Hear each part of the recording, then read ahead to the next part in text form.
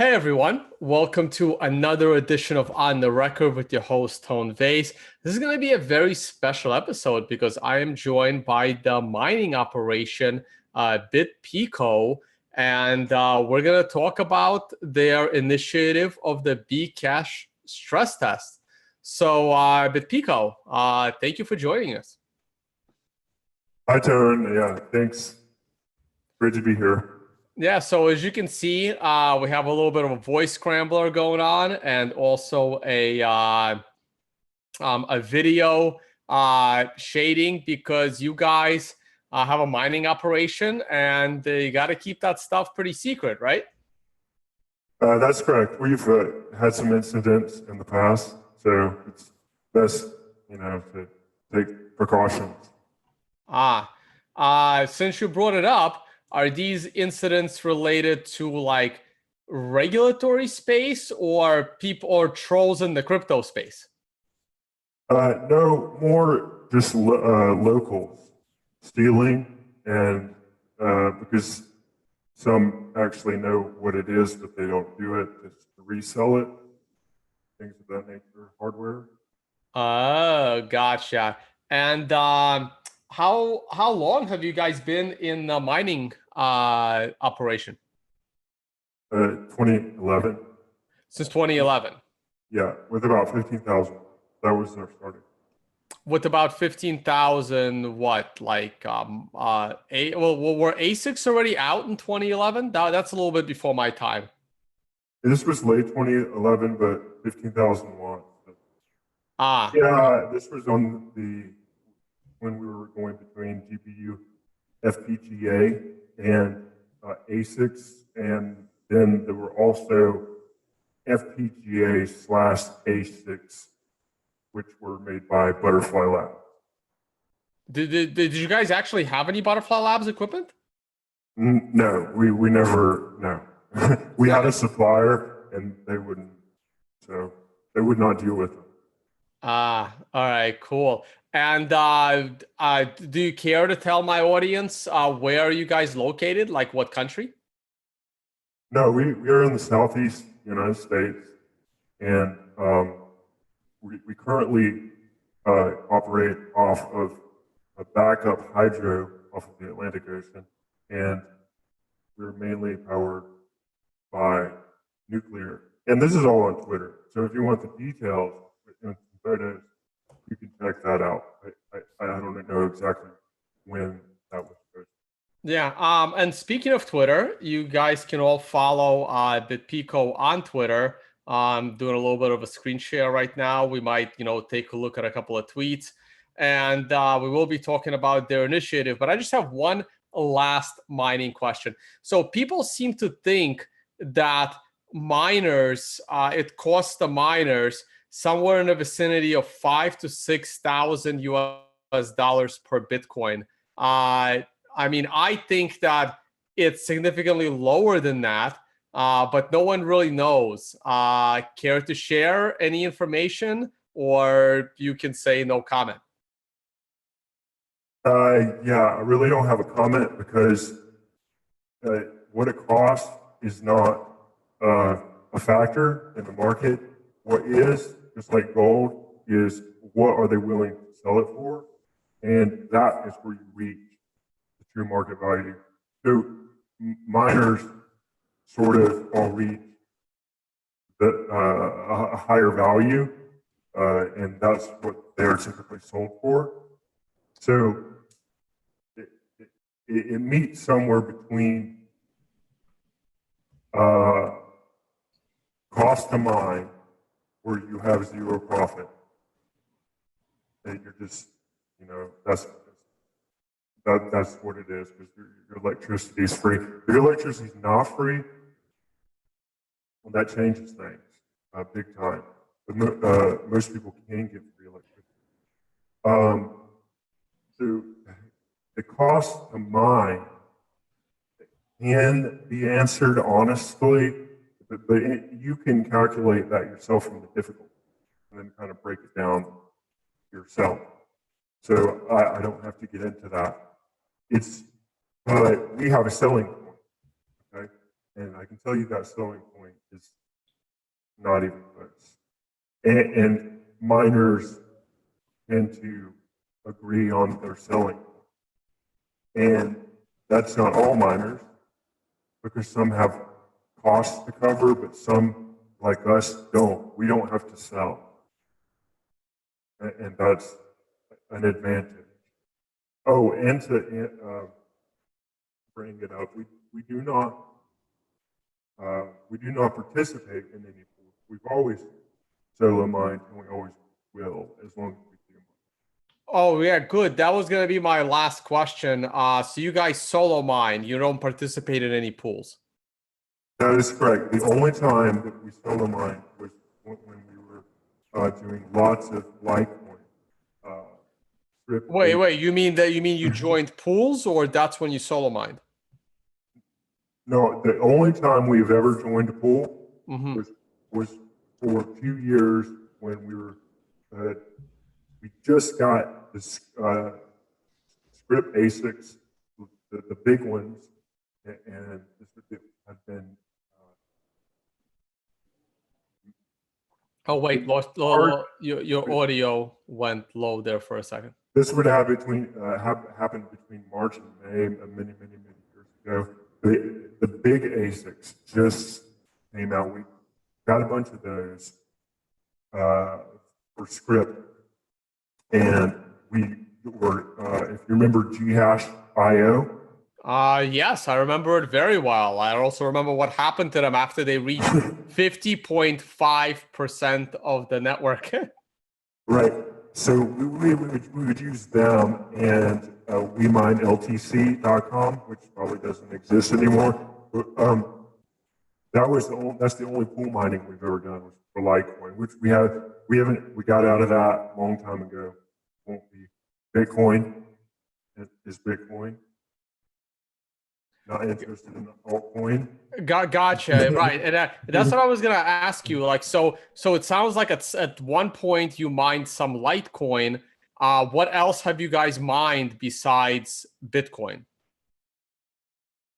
Really, just honestly, Litecoin. That we would just toy around with shit coins and fire it up and hit it start and whatever. But other than that, strictly Bitcoin and strictly Litecoin. Did you guys like when BCash came out? Did you guys mine BCash at any point? Did you flip your hardware? No, we were too busy going through all of our laptops, spare hard drives, backups, cold storage, getting our keys, moving our coins, and then redeeming those so that we could dump. Oh, so okay, great. That's another question I may not have to ask. So, did you guys sell all of your BCash, or you held some for a rainy day? No, we dumped every private key that we possibly could, except we know that we have a lot of lost private keys. Probably $250,000 worth of BCash that we will never be able to redeem. We did our best. Excellent. Well, thank you. Thank you for supporting Bitcoin. I dumped all of mine. I think on the second or third week, I dumped all my BCash as well. And it hurt. It really hurt going into like some old private keys from like 2013 because I really didn't want to touch them. Yeah. So that was the biggest thing about the BCash fork was having to do this very stressful operation. And possibly end up losing everything or more than you would have made in the process. So it was definitely stressful, but and we don't care that we liquidated at a lower price than it is, and we're happy with what we got. Yeah, no, I agree. I got one very quick funny story from that day. We were live streaming all day on August 1st, the day of the fork. And I was warning people, listen, don't be in a rush to sell all of your BCash because you're going to screw up if you don't know what you're doing. Just take your time and do it right. And what happened later that night, like somebody was watching us, and he went to sell all of his BCash and accidentally, like, he went to move his Bitcoin, and the guy accidentally sent me all of his Bitcoin. Exactly. Yeah, and then he had to like ask for me to send it back to him. I mean, I did, of course. It wasn't that much Bitcoin. It was a single digit number of Bitcoin, but it was all of the guy's Bitcoin, and he was just like moving it out in order to sell BCash and sent it all to me by accident. Yeah, you got to be careful, and we did all ours offline. What we would do is we formed all of our transactions, and we got everything ready, everything consolidated from every single PC, Mac, Linux system, backup, hard drives that were laying around, and then whatever we had in our cold storage vault. Oh, Got all of that ready with our transactions all ready to go. Then brought that computer on to the internet, and then it used Electrum to actually move all the original, and then proceed to stage 2 after that. So yeah, we took a lot of precautions in doing the whole thing, and it was very stressful. yeah, it was probably a 36-hour period of no sleep and just dealing with. It was 24 hours for me, because I didn't think BCash was going to amount to anything, so I wasn't prepared. I didn't consolidate all my keys beforehand, so that was frustrating. Hey, I got one last thing to ask you, and you're probably the perfect person to ask before we get into the stress test. So when I pulled out one of my old private keys from 2013, I believe I locked it up around 2014 or 2015, but it was definitely years ago. I locked it up in cold storage. No one knew that public key. I created a public key. I sent to it maybe 2 or 3 times my 3 transactions, and I left it. I didn't touch it for 3 years. When I went back into that private key, there weren't just 3 of my transactions there. There were 3 of my transactions from like 2014 or 2013, plus 2 additional transactions from like May of 2017 for 1 Satoshi a piece, with a shit ton of inputs.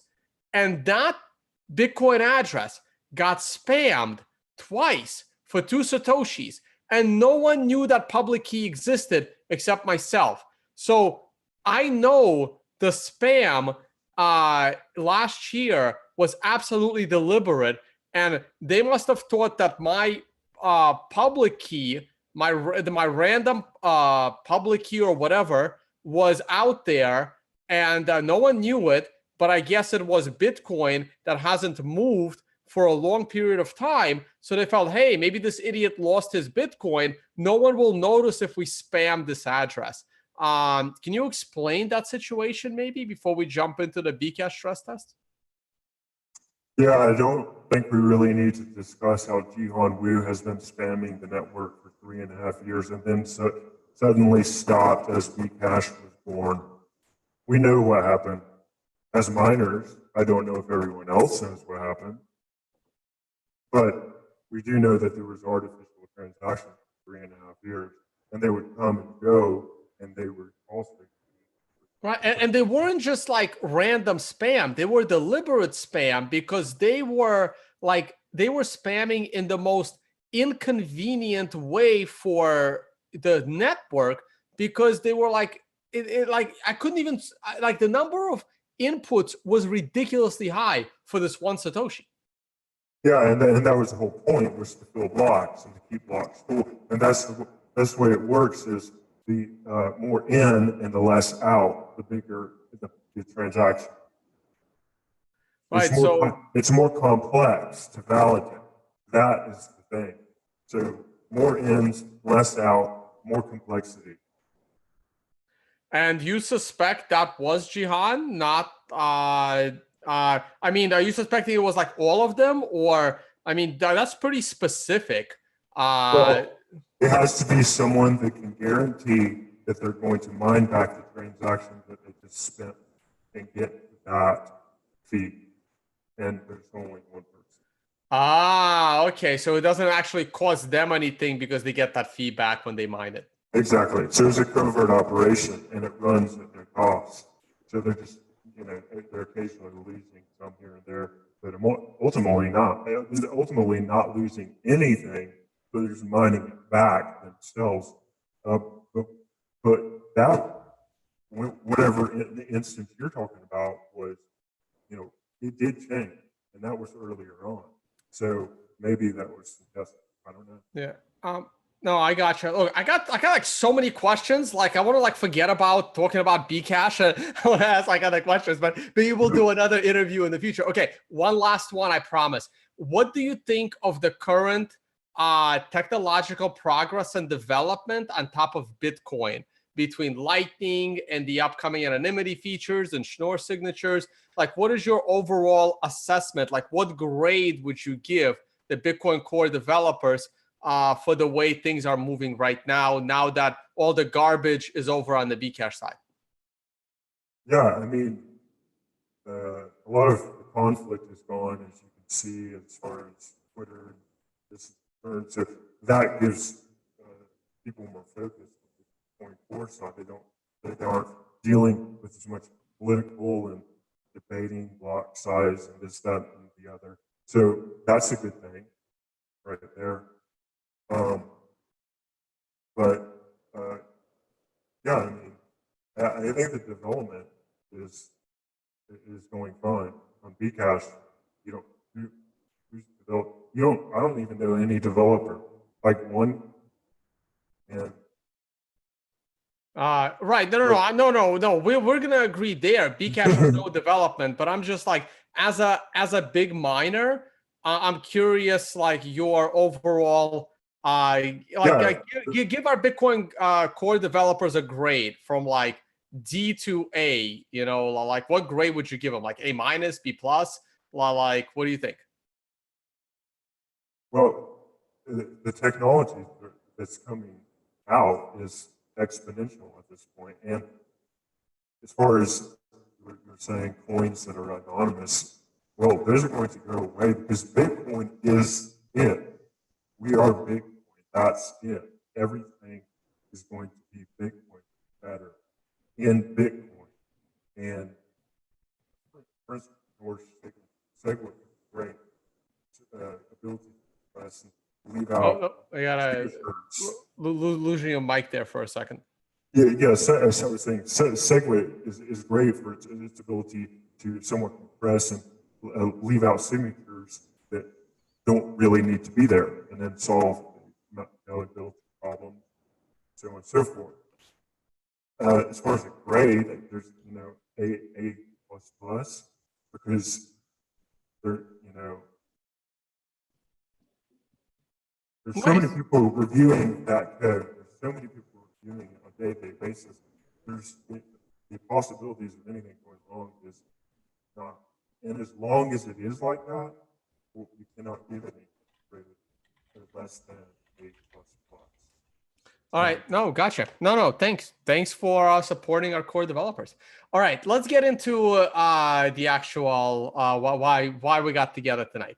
Let's talk about your initiative or your, I guess, operations initiative to do stress testing of the BCash network, I guess, with their nodes. So let's first talk about, have you guys done similar initiatives in Bitcoin or other altcoins that you've already had experience in doing one of these stress tests?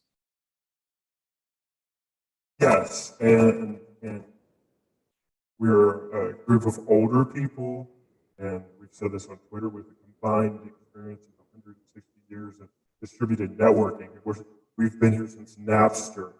Okay? We were working on Nutella. And so we go back to the beginning. This is what we do. Stress testing, we've been doing it 20-something years. Oh man, your mic's going in and out, Pico. Yeah, okay, so 20-something years we've been stress testing these types of networks. And anything from core to Kademlia to, Casa, Skype, and Utela, and Utila2 protocol, and eDonkey, overnet. Every single one of those has been stress tested. And that, and no, those are not cryptocurrency networks, but as far as cryptocurrency network, well, the Lightning Network, we stress tested, and that turned out very well. Oh, that's very good to hear.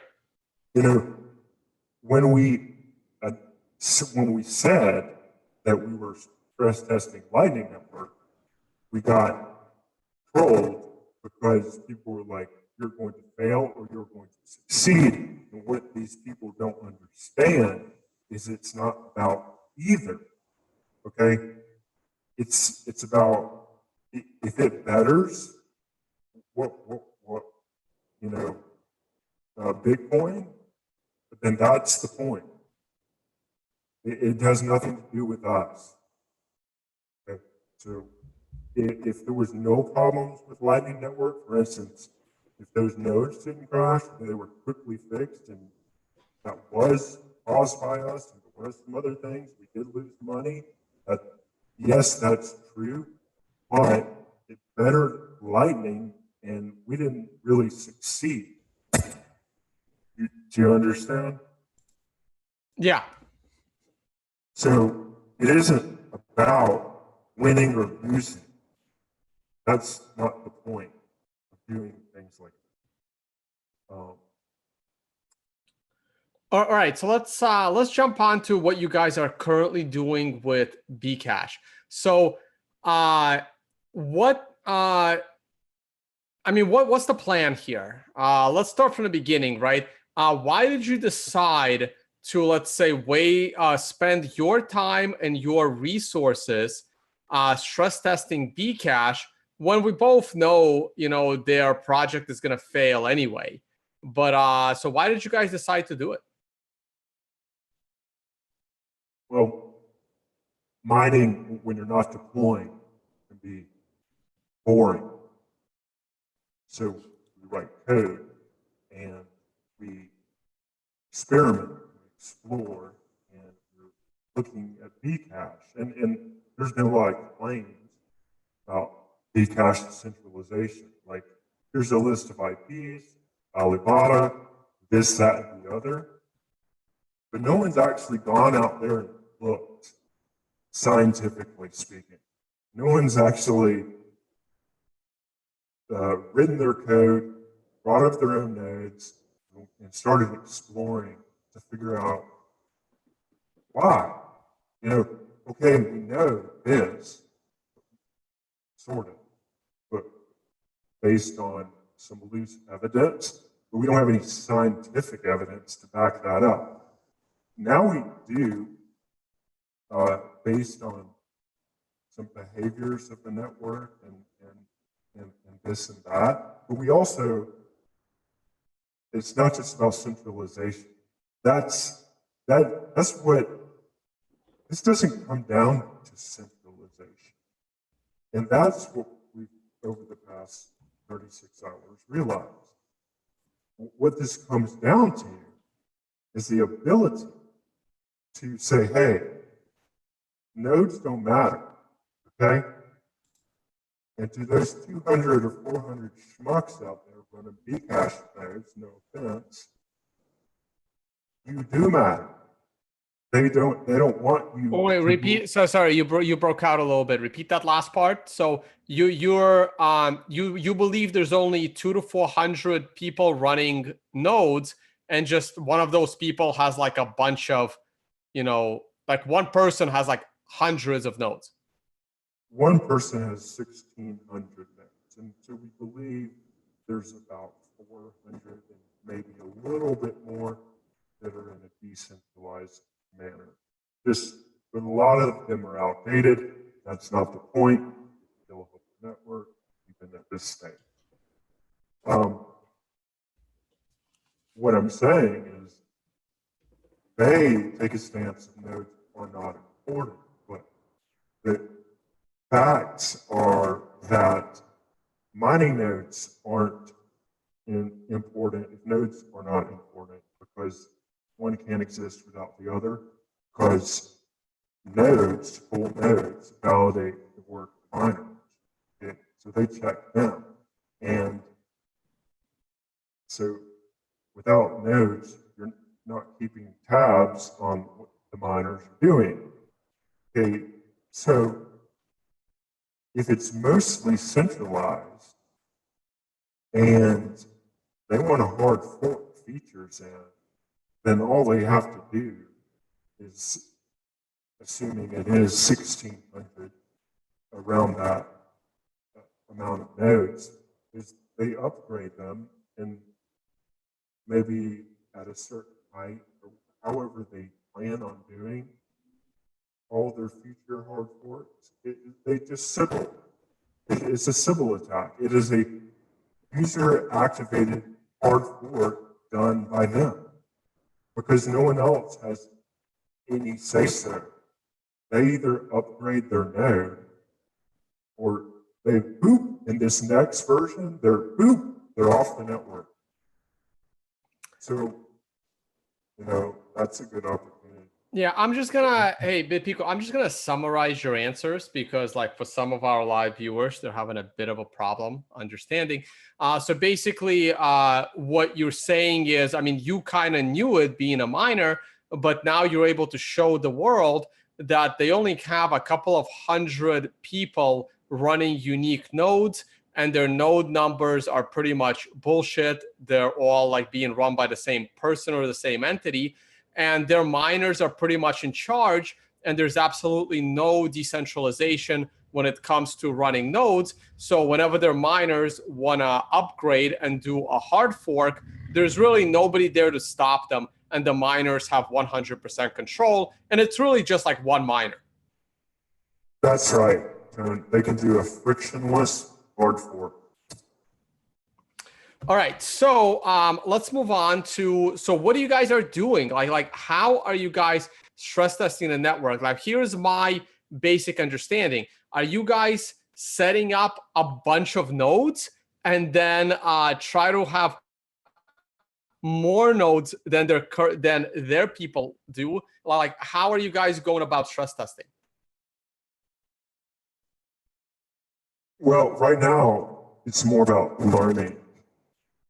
We've learned so much versus the data that was out there so far, that we have a lot more to go on and kind of backpedal and review that data, analyze it, and then scooch back forward, because as I mentioned, they do have a hard fork date set in the future. And that's going to be very interesting to witness, especially from a node standpoint and an upgrade standpoint, and watching that in real time. It's more data to go. Right. So what have you guys learned so far? Because by looking at your Twitter feed, it looks like some of your nodes or some of your IPs were getting banned. Like, I'm not sure exactly how that works. Yeah. Well, we started talking about the burn rate to run these nodes, the cost in USD, and I think it was something like 1.2 million was the low ball that we estimated to yearly run these suckers. It's probably a lot more than that, to be honest, because we didn't go through all the features and add-ons. And their most expensive was not good enough. Not enough disk space, definitely not enough memory, especially for a 32 megabyte block. I've already explained is going to require more than 8 gigabytes of RAM. Then came the ban. And it was instant. It was right there. We were staring at it. And at that point, the only people that we were connected to was a decentralized portion of the network. And we could only maintain 6 or 7 network connections when that happens. So you can see that even with, if there's 200 to 400 nodes out there, still we haven't learned them, that we only have 5, 6, 7 connections. Right. So how many how many nodes do you guys have running on BCash right now? Yeah, well, that's kind of interesting. Why aren't these nodes showing up on the statistics websites? So you're saying your nodes are not showing up on their statistics? Yeah, why is that? Well, I wouldn't know. Do you have an answer? No, I'm asking them. Oh, you're asking them why your nodes aren't showing up. Yeah, I'm asking them. Like, well, they're a centralized entity, so they should be able to answer you. It's funny that they're not showing up. Why aren't they showing up? There's no reason that they should not be showing up. But at this point, there should be at least 100. Why aren't they showing? So none of your nodes are showing up. 0. But you have set up over 100 nodes. That's correct. And there's some monitoring. And we don't know what the users besides us have to put. We don't have a clue. But why are our nodes not showing up on your statistics? They should. But are you guys able to like process your own BCash transactions with those nodes? Are they just not showing up in statistics, or are they not even connected to their network? We're well meshed. Okay, we're connected to a lot of BitPico nodes, as well as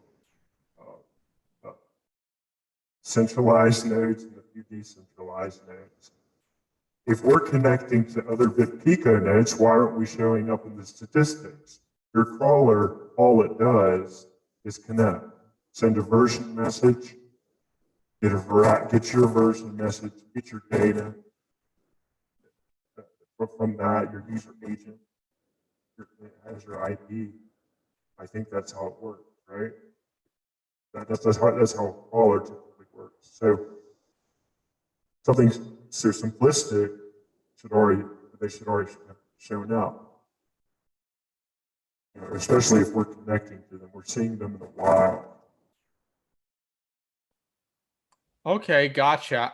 So besides setting up a bunch of nodes, are you guys planning to like spam them with I don't know, do they call them Satoshis or do they call them VARs, like their smallest unit? Well, whatever their smallest unit is. Are you guys intending to fill up their 32 megabyte blocks with a bunch of, 1 Satoshi transactions with a shit ton of inputs like they did to Bitcoin? Eventually. Okay, so that is on your roadmap for this summer. Yes, we explained how to do it, and we explained that we can do it at a ratio of let's say 30. Let's say 30. If we want to fill up 31 megabytes, we're going to only use 32 plus 32 divided by 8. 32 by 8 is 4. But that's the number of transactions we will have to create. That's all we will have to create. So we will at that it will be approximately a 55 to 1 input output ratio. Oh, beautiful. Yes. So that we're looking for peak insanity. So here's a question, right? So how much do you think it's going to cost you to fill up their blocks for say 2 weeks, right? So to make sure their blocks are continuously full for 2 weeks, how many Bitcoins do you think that would cost you? Well, they were free in the first place. So technically, I know. Technically, you're using their money, right? So you are playing with house money, but it's still like your money. So I'm just curious, like what the cost would be. So, like approximately, is it like 5 Bitcoin, 10 Bitcoin? Like just a ballpark figure because I'm curious how much it costs to fill up their 32 megabyte blocks for 2 weeks continuously. right. So you're looking, if you can do the math yourself, but you're looking about. Well, no, I'm not. I'm not. That's not like I wouldn't be able to do it. Jimmy Song would be able to do it, but I would not. Hence, I'm asking. You're looking at about 0.034 per megabyte. Point 0.034 per megabyte. What does that? That's gonna be very expensive. What does it turn out? I don't know. I don't have a calculator. Wait, are we talking like point like point 0.034 approximately. Oh, point. Oh, yeah. I got it. I can do the math. Okay, so let me. I'm grabbing a calculator now. So we're looking at 0.034 per megabyte for 32 megabytes. So times 32. So that's 1 Bitcoin per block. And that's going to be expensive. Okay. Well, we would like to see them accept one into level DB successfully. Right. So if that's 1 Bitcoin per block, that's going to cost you about 6 Bitcoin per hour. Doesn't matter. It's, it's a test. If they can, we'll see how the first one is. Okay, so you think just so you actually so do you think that if you fill up 6 blocks in a row for 32 megs of data, that could be enough to break the to kind of almost break it because the propagation time is going to be too long for a 32 megabyte block? We won't have to spend more than one block's worth because. Well, yeah, no, I know. You would have to probably spam continuously for at least a day, especially if all of their nodes are centralized and they control all the nodes, right? That they can. I mean, it's so easy for one entity to move a 32 megabyte block around if they're directly connected to each other, since you're saying that you can't get your nodes on the network. What I'm saying is, for our tests, the software cannot do it. The code cannot do it. Oh, one more question. So, hey, the numbers that we're talking about, are we talking about Bitcoin numbers or BCash numbers? Because obviously there is a huge difference in price. Is that 0.034 BCash? That's 0.034 BCash. It applies to any crypto. Got it. Okay, I was thinking in Bitcoin. Okay, so it's 1 BCash per block. So that's significantly cheaper than 1 Bitcoin per block. Okay. That's not Satoshi. That's got it. Okay, so it's one it's 1 BTrash per block. Okay, so that means you can fill up 9 blocks. So 9 of their blocks would equal the cost of 1 Bitcoin. Well, even better. But like I said, we don't believe that they can handle one 32 megabyte block. We'll see what happens, and then we'll go from there. All right. That we sounds don't really, very cool. Yeah, we really don't know what to say because we want to see one process, and then because it takes just to treat the transaction, it takes weeks possibly. So when do you think I'm really interested in that part? I know you guys are still testing their node infrastructure and showing how centralized their nodes are. But do you have an ETA of when you plan to fill up one of their blocks?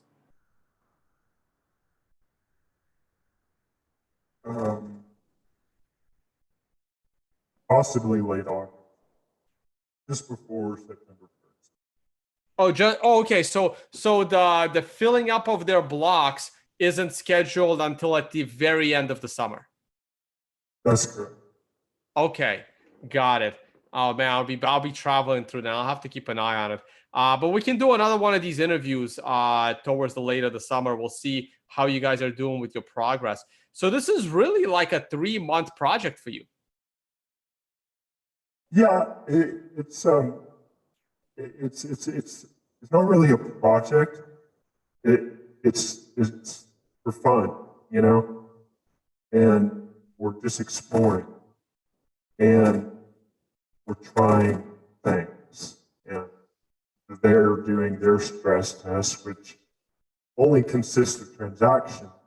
Well, we're doing a lot more, and as far as the nodes are concerned, you know, we'd like to see some activity as far as so we can track the status from a third party, but that's going to change. The structure of the code will change, and the number of the nodes will change. It's just slow progression, and then it will learn more as we go. And then that helps. Okay, so all right, so a couple of websites and Twitter handles have shown up by BCash supporters kind of cheering you on because I guess they think that you will not succeed. And it's hard for people like me to decipher, okay, are these people working with you on stress testing, or are these people BCash people that are almost trolling you? So what do you think about that? I don't think anything about it because there's no success or failure in fun. Okay? What we're doing, Tone, is we're having fun. Okay? You don't succeed or fail at fun. You might lose the game, but you didn't fail at fun. So apparently these people don't know the difference between fun and taking something really seriously. So we've already proven about the user-activated hard fork mechanism that they have in place, okay? This network. That's revealed now, okay? It's proven. We will see it in action, and when we do see it in action take place, we will record the activities that happen, and then we will look at that, and we will assess that. So I would not call what they're doing a user activated hard fork. I would call that a miner activated hard fork. Their miners, I believe, are in full control. They have no users. Right, but just to keep this generic, we don't want to point the finger, so we're just going to use the acronym from SegWit. We're going to change it from an S to an H, and we know that worked, so they stole that idea, but that was a community effort versus a centralized one-man show, possibly. And that would be nice to determine. Okay. Like, you know, that would be nice to know. Yeah, no. I'm actually, look, I'll be happy with results. Like, it looks like you're already giving us some very useful information on just from you trying to set up a bunch of nodes. And I would love to see how they handle 32 megabyte blocks if you're able to, spam them like that consistently, or stress test them like that consistently, I should probably say. However, even on my morning show, some people felt that if their ecosystem, if their blockchain is capable of routing those 32 megabyte blocks and confirming them in a somewhat decent fashion, that it would almost be like you're making their side stronger if you're not able to take down their network like you expect. And I personally think that you will give them some headaches, but in case you don't, and they are, because they're still, they haven't had a lot of their own code yet. Basically, they're still running Bitcoin code, which is pretty good. Since they only have one developer, they haven't really put in any of their stupid changes yet to actually screw them up. So if they are able to handle everything you can throw at them, for you, this is fun. You don't feel like you're gonna strengthen their, I guess, position in the ecosystem where they get to, walk around and smile and troll us, saying, hey, these guys tried to stress test us and we passed with flying colors. Okay, well, I mean, we've already tried to process a 32 megabyte block. Okay, we've already given out how long it takes to process and verify the transactions. And in their case, because they don't have signatures, and the time far exceeds block time. So with that said, we also mentioned the case of level DB. The memory starts to rise exponentially with that, and if they're not using, they don't have systems with at least 256 megabytes of RAM, they're not going to be able to process a 32 megabyte block. They're going to hit swap, and as soon as you hit swap with Bitcoin, or I don't know how Bitcoin Cash, the blocks are rather small, but typically you're dead in the water. So are we scared that, they processed our block, or our transactions into a block? Well, we don't believe they'll ever create a 32 megabyte block. Are you following? Yeah, no, I'm following, but we'll need to see that, right? Because you said you're not doing that part until end of August, early September. Right. But what these people, these BCash fans, fail to understand is it's up to you to mine the 32 megabyte block. Jihan Wu, whoever, Roger Ver, you need to raise the cap and mine it and not keep it at 8 megabytes. I thought they already did that. I thought they hard forked to a 32 megabyte block, or the miners still have their own, the miners have their own cap. All you do is pass in a variable of the maximum block size that you're willing to create, generate to your mining node. That's the maximum that it's going to generate. Okay, we don't think that they have the balls to raise that to 32. I see. Right, because they hard forked their chain to allow the miners to create up to 32 megabytes. But you don't think they're actually going to do it? That's correct. We think that it was more of a news event than anything else. The miners are still going to stick to a 1 megabyte cap. They are not going to change 32. I think their miners will be mining 2, maybe 4 megabyte blocks. I think they will go above 1 megabyte to prove a point. But it would be interesting to see if any of them any of them have the stones to actually try to mine a 32 megabyte block. But if our transactions end up spanned across multiple blocks, we know they're unwilling to mine a 32 megabyte block. Interesting. Yeah, that's gonna be one to really pay attention to on that front. Now, have you guys done any like tests or statistics? How much longer does it take? Like approximately how much time does it take to propagate and validate a 1 MB block versus a 32 MB block? Well, the BCash network is actually, you have two implementations. Well, so you have BitPico now, so you have three implementations. Really, one's it's ours that's not derived from Satoshi's, but theirs is. One uses Xden, one uses, you have Xden, which means that you do not propagate blocks.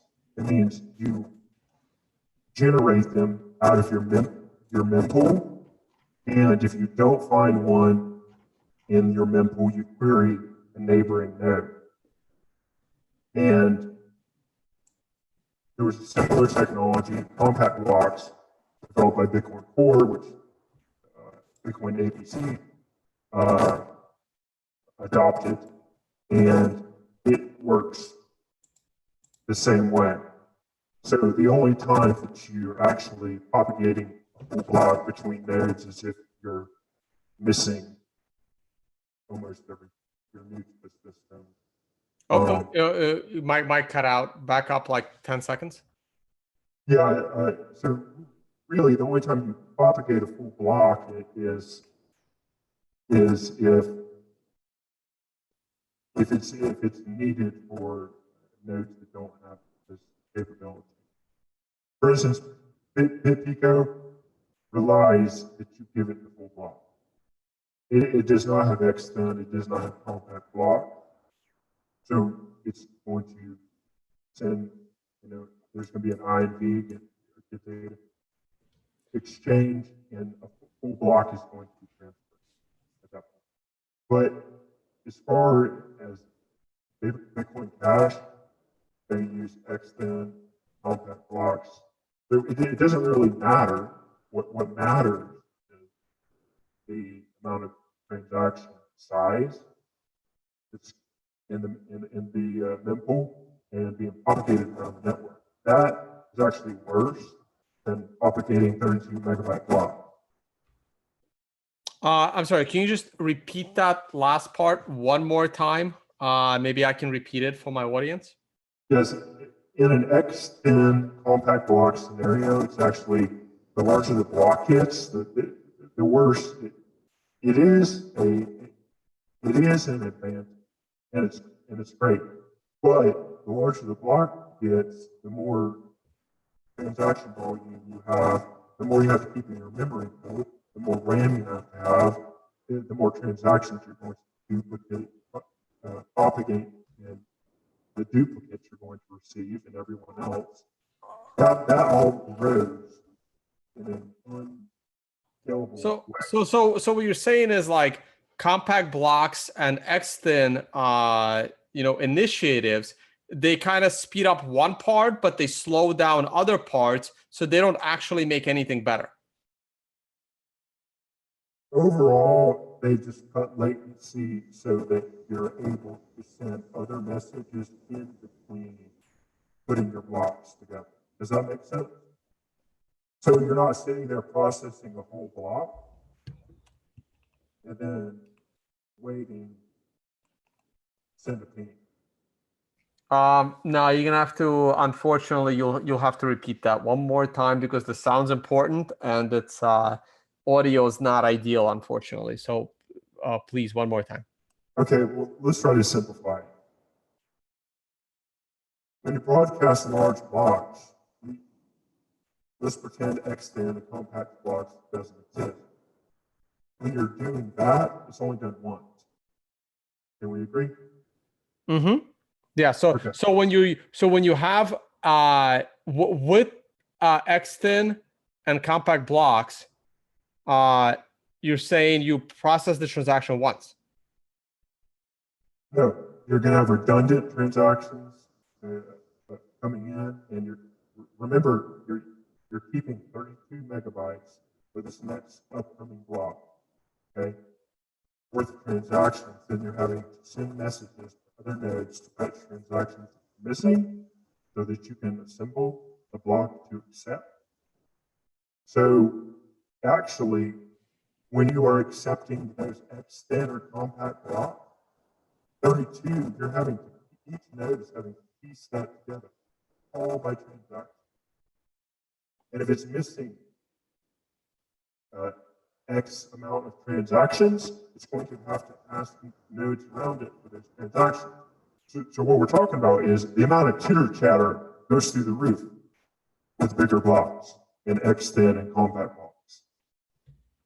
Gotcha. Okay, so now it's starting to make sense a little bit, because the only resource I've had was this paper written by Bitfury in 2015, I guess, before extend and compact blocks. And in that paper, they were looking at propagation time for blocks, and for a 1 megabyte block, they had it as 0.15 seconds, and for a 32 megabyte block, it's almost 7 seconds, which is huge. As you know, or may not know, as a miner, you don't have almost 7 seconds to hit that next block. I'm sorry, as a miner, repeat that, as a miner? As a miner, you don't have 7 seconds. Right, that's way too long. You don't understand. You don't have 7 seconds to wait. That is a lot of money. That is a lot of hash. That is a lot. You're talking about vanilla and micro. Right. That you really want to wait to be working on that next better. That 6.86. I mean, that's gonna lead you back into a situation. Bitcoin almost never reorganizes now, but you start getting into this high numbers here, you're going to start seeing reorganization. People are going to be slower to get started. Right. So and that was the big fear. Going to bigger blocks, maybe 2 megabytes would have been okay if Satoshi put in 2 megabytes to begin with, because there were two problems there. One, the propagation time becomes crazy and you get centralization by the biggest miner. And the bigger issue always was you can't force all of your users to upgrade the system. Like 2 megabyte blocks was not going to be possible because you can't hard fork anything remotely controversial. I mean, even this old paper that you're showing here proves our point that even back then, we haven't gotten better, I assure you that. Well, I'm sorry, I didn't even understand that. So you gotta repeat that. So that's 2015. Yeah, this is old. This is 3 years old now, almost 3 years. So now, as a miner, you're having to assemble 32 megabytes of data out of your mempool. If you're missing something, you're going to have to fetch it from somebody else. And then you're going to have to, after you've assembled it, you're going to have to verify it, add it to the chain, and then you can move on to the next level. If you're not skipping the validation and just moving on, some miners do this, that they skip ahead. Right. They don't validate. They assume that the miner did it right, and they rely on other miners to validate. Right, and possibly building off of that block. And that's anyway, that's just not good because you need to be working on verified data. Right, and this is why my one miner that I have mines on a slush pool who vow that they would always validate blocks, and Bitfury always validate blocks as well. Right. So the conclusion here is, even though that's an old paper, things have gotten faster. We still haven't seen these 100 terabyte drives that these big blockers were talking about, being pennies and things of that nature. We've seen slow down as far as memory, size, everything. It's very expensive. Not cheap. Bandwidth isn't necessarily cheap. But even though that paper's old, the point is, even with extend and compact watch, you're increasing that time development exponentially. It's not, it doesn't scale. Right. No. BitPico, listen, thanks so much for coming on. I will try to get you on again, maybe in a few weeks. Maybe we can set you up with a slightly, more consistent mic. Is obviously keep the voice scrambler on, but something a little more consistent on like audio levels. Maybe we can be a little more ready for that. But the final question I want to leave you with is, like, what can like people do that want to help and support your effort? Anything? Like, what would you guys like for your supporters to do and potentially help with to make this go even better for the outcome you're anticipating? Pretty much just stand by. We're working on this every day. Okay, so you guys are good. You guys don't really need any help from the community. I mean, we don't want to say we need, okay? We don't want to say that. I'm sorry, say that last part again? We don't want to say we need, because we don't. Right. But to include the community, we already have through certain resource codes available. You can download I'm sorry, no, couldn't get that part. So, is there anything like maybe you could like send out a tweet with some links to what people can do to support? Yeah, and that will come. Right now, it's like I said, it's just about we want to be seen as a node, or we want to make decent time. No, lost your audio. We want to be seen on third-party websites as growing, and that's what we're working. So things can change, but as far as the community, once we get that resolved, we'll make any changes necessary. Nope, can't hear you. Sorry, man. We'll make any changes necessary, but we really want to be seen on the statistic sites, and after that, then maybe more community involvement. So we're sort of.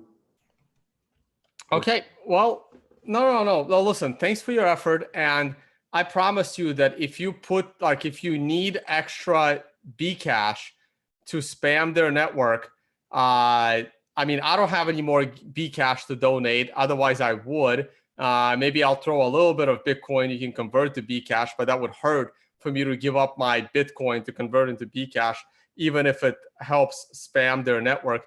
But I'm sure there are people that have some BCash laying around. They haven't really, sold it yet or whatever. And I'm pretty sure there will be people that will be happy to donate some BCash to you to use it in the effort of filling up their blocks for 32 megabytes.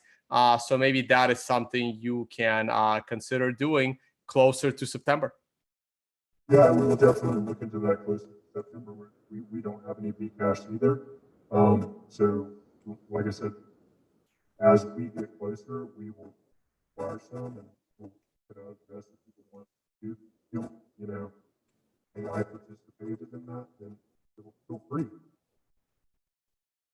All right. I think your microphone is starting to cut out a little bit. I say we end it here, and I would love to get you back on again. Hopefully, we can have a slightly better mic, and it'll go much better. I would love to keep an eye on the progress. Once again, thank you guys so much for joining. Any final words, BitPico? Obviously, people can follow your operation pretty much on Twitter, unless there is another website you want to provide. But it's just BitPico on Twitter, and it's in my YouTube video description. So final word? Not really, just, feel free to follow us on Twitter and maybe on GitHub and check that out. And look at the data that we post and scrutinize it. And if we need, if we reach a point where we have reached a point where we have something that maybe the community can help out with, we'll definitely make that known. So right now, just enjoy our tweets, and your support is really all that matters. Support Bitcoin.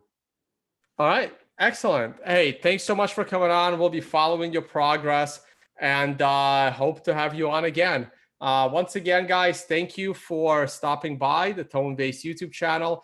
This has been another episode of On the Record, where we talk to BitPico, which is a mining operation. And for the purposes of anonymity, we had to cut out the video and use a voice scrambler. Sorry about the slight audio issues. And we will try to get BitPico back on again, maybe in a few weeks, maybe in a month. Check out the latest progress with the BCash stress testing, and we'll try and get a slightly better audio for you. But hey, it's much better than nothing. I know I have a lot more to learn about mining. This was great for me. I was able to understand most of it. Please re-listen to it, and I'm sure this will definitely be worth your time. Thank you so much, guys, and I'll see you all on the next one, probably tomorrow. Bye. Thanks, Sam. Oh, no, thanks for coming on.